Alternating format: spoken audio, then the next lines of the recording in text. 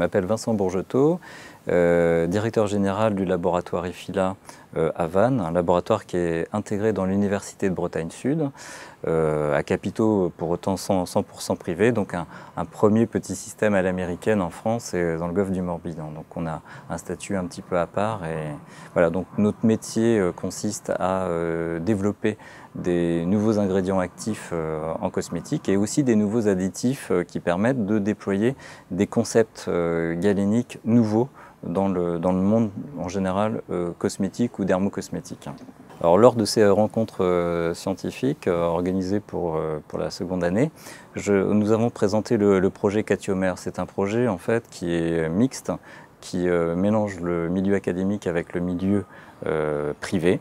Donc ce projet Catiomère porte sur le fait de livrer, si vous voulez, au marché cosmétique une charge cationique, ce qui est très rare. Les charges cationiques sont en général des charges de synthèse. Les charges cationiques, pour le grand public, en fait, pour faire simple, sont les shampoings, les après-shampoings.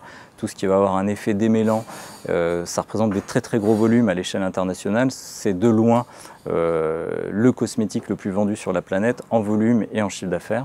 Donc c'est stratégiquement très intéressant et opportun pour nous ici en Bretagne d'être les premiers à développer une charge cationique d'origine marine avec un procédé. Donc le projet Catiomère porte surtout sur un procédé d'extraction de cette charge cationique dans un vecteur naturel, encore une fois, qui est l'argile, la bentonite.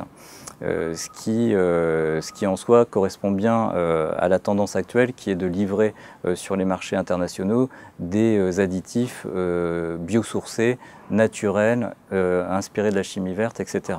De participer à ce type de colloque scientifique, c'est de pouvoir témoigner, de donner de l'espoir et puis c'est aussi une fierté pour nous, hein, quelque part, de pouvoir s'exprimer comme cela et d'être pris en considération. Donc on est très satisfaits, nous, d'avoir été invités. C'est un véritable honneur. C'est aussi une plateforme de communication. La preuve, c'est que j'en suis encore à expliquer ce projet. Et on souhaite vraiment qu'à l'avenir, effectivement, il y ait davantage d'expositions sur ce type de colloque.